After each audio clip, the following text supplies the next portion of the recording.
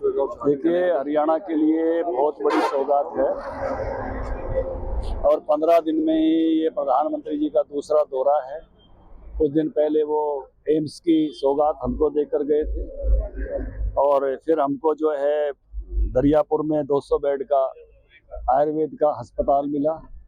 उसके बाद हमको जो है फ्लाईओवर मिले रेलवे पर, और अभी वो द्वारका एक्सप्रेस वे लेकर आ रहे हैं। तो बहुत ही अभिनंदनीय है। ये इतना 16 लाइन का है ये एक्सप्रेस वे, जो है 6 लाइन ऊपर हैं और 10 लाइन नीचे है।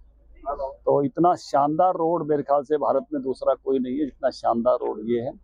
और 11 तारीख को सुबह 10 बजे प्रधानमंत्री जी इसका उद्घाटन करेंगे। झज्जर जिले से 10,000 लोगों की ड्यूटी लगी है पहुंचने की। तो आज हमने यहाँ बादली हल्के की बैठक, पहले जो है आधे हल्के की 2 मंडलों की बैठक जो है वो बादली में की, 2 की यहाँ की है।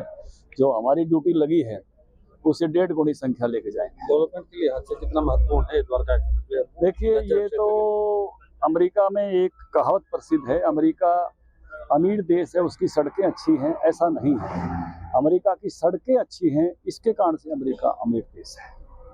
इसलिए भारत की भी अब सड़कें अच्छी हो रही है, भारत की संपन्नता बढ़ रही है, भारत की इकोनॉमी अब 5वें नंबर पर जाने के लिए तैयार है। हम ऐसी छलांग अब लगाएंगे नरेंद्र मोदी जी के तीसरे कार्यकाल में कि जो एक अपना सपना है कि $5 ट्रिलियन की हमारी इकोनॉमी हो।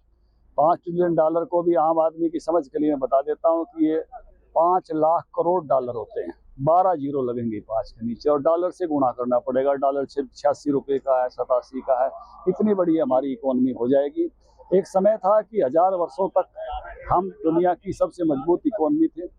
हम 25% दुनिया का पैसा भारत के पास था, तब भारत को सोने की चिड़िया कहते थे, विश्व गुरु कहते थे। आज उस तरफ हम बढ़ रहे हैं। जब हम 5वीं बड़ी इकोनॉमी बनेंगे, तीसरी बड़ी इकोनॉमी बनेंगे, 5वीं से $5 ट्रिलियन की इकोनॉमी बनेंगे, तो 2 ही देश हमसे ऊपर बचेंगे। और उसका भी एक लक्ष्य प्रधानमंत्री जी ने रखा है 2047 का। भारत उस पर आगे बढ़ रहा है। तो ये मैं कहूँगा कि एक ये चुनाव भारत की आर्थिक मजबूती का चुनाव है।